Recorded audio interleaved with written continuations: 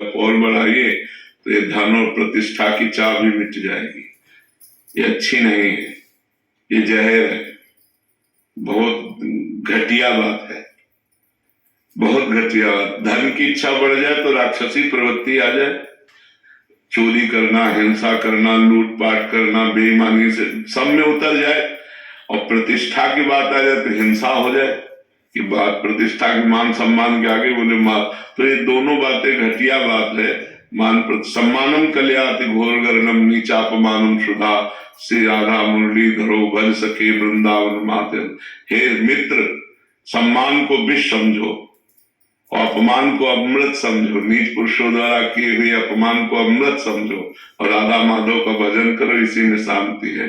जो इसके भोग है उसमें मेरा कोई आकर्षण नहीं होता, ये मिलने वाली जो सुविधाएं उनमें कोई आकर्षण नहीं होता। अभी समझ नहीं पा रहे हो आप अंदर की बात को, और आप कह गए कि मुझे भोगों में आसक्ति नहीं। जब भोगों में आसक्ति नहीं होगी तो रुपया बाहर लगने लगेगा।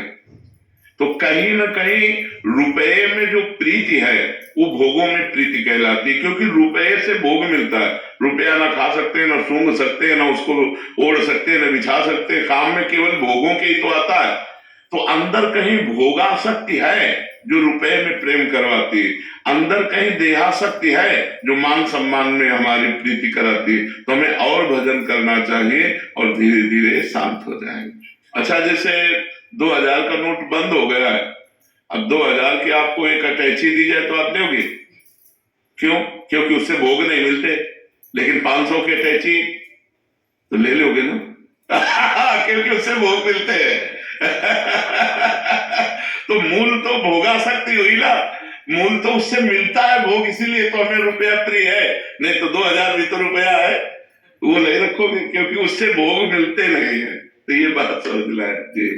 विजेंद्र प्रताप सिंह जी, महाराज जी, दास को ठाकुर जी ने विधायक के रूप में मध्य प्रदेश पन्ना में जनता की सेवा सौंपी है। महाराज जी, आग्रह है कि राजनीति में रहने के कारण लोगों की अपेक्षाएं बहुत हैं, पर कभी नियम विरुद्ध कार्यों को उपेक्षित करना पड़ता है। वो दुखी होते हैं तो मन खिन्न होता है। महाराज जी, आप मार्गदर्शन करें कि ऐसे नहीं, अपने नियम से चलना चाहिए, कानून विधान से चलना चाहिए।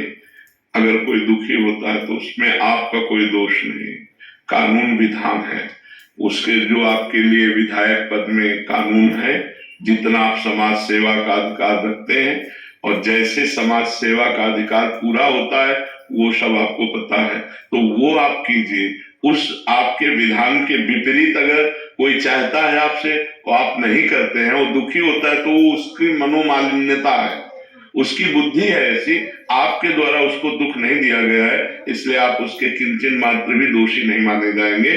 अब जैसे कोई आपसे ईर्ष्या करे कि आप विधायक हो और वो चल रहा है, दुखी हो रहा है, ये उसका चिंतन है, आपका इसमें विधायक होना थोड़ी दुख का कारण है, उसका चिंतन है। तो ऐसे ही आप अपने विधान के अनुसार समाज सेवा कर रहे हैं और जो विधान के विपरीत आपसे करवाना चाहता है आप नहीं कर रहे तो उसको दुख तो पहुंचेगा, लेकिन आप दुख देने के दोषी नहीं माने जाएंगे, क्योंकि वो अपने धर्म विरुद्ध, कानून विरुद्ध, ला के विरुद्ध चलना चाहता है तो उसको दुख तो मिलेगा ही। इसलिए ऐसे लोगों की उपेक्षा ही कर देनी चाहिए जो नीति विरुद्ध आपसे कार्य करवाना चाहे, तो वो दुखी हो या सुखी हो, अपने को धर्म नहीं छोड़ना, तो आपकी विजय होती जाएगी। जो आज पद मिला है 4 लोगों की सेवा, तो कल 40 लोगों की सेवा का मिलेगा, और भी पद हैं आगे चल करके। तो हम अपने पद को बहुत सही ढंग से निर्वाह करें तो भगवान हमारे हमको आगे भी सेवा का अवसर देंगे जी। आकाश सिंह जी, सुल्तानपुर। राधे राधे महाराज जी। हे नाथ, आपकी और श्री जी की कृपा से अब मैं इस जीवन के उद्देश्य को धर्म मार्ग व भक्ति मार्ग की ओर बढ़ाना चाहता हूँ, पर नाथ आत्मविश्वास की घोर कमी के कारण असफल हूँ।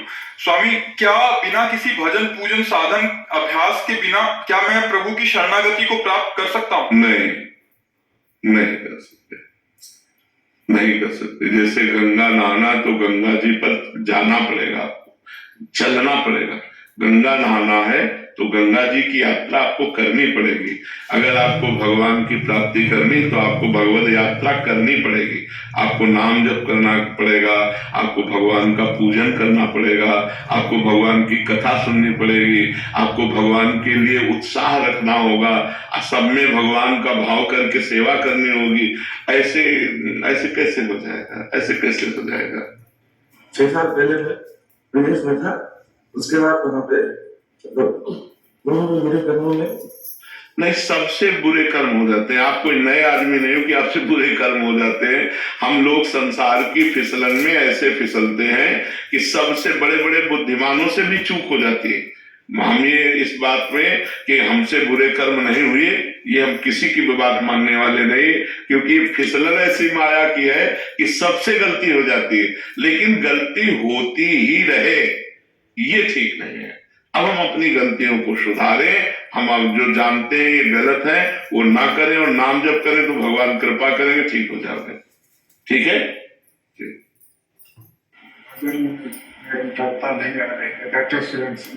महाराज जी भजन में निरंतरता नहीं आ रही। हाँ, खान पान पवित्र रखो, ज्यादा बातचीत करो मत, ज्यादा बातचीत सुनो मत, एकांत सेवन करो। वृद्ध शरीर है तो भजन में निरंतरता आने लगेगी। मन के चक्कर में ना पड़ो, जिह्वा से नाम जप करो। आधार आधार ऐसे जैसे हम जप रहे हैं, हम जबान से जब, मन से जब निर्मल मन होता है तब भजन होता है। नहीं तो ऐसे दो चार नाम जप करेगा भाग जाएगा, संसार का चिंतन करने लगेगा तो वो निरंतरता में बाधा आ जाएगी। तो जबान से नाम जप करना प्रारंभ करें, अंदर ही अंदर उपांश जप उसे कहते हैं। मनीष जी, श्री हरिवंश महाराज जी, महाराज जी कृपा